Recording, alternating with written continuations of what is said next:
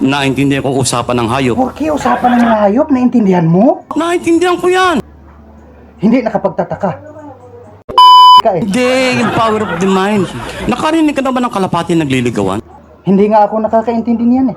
Alam mo na, discovery ko, Ano? yan palang kalapating pinaka-male knife sa buong mundo. Hindi rabbit? Hindi rabbit kalapati. Galing naman. Eh, minsan yung barkado si Romy Ladiana ba yun? Oo. Ang dami alagang kalapati nun eh. Yung matataas ang lipad ha. Narinig ko yung kalapating lalaki, nililigaw niya yung kalapating babae. Wow.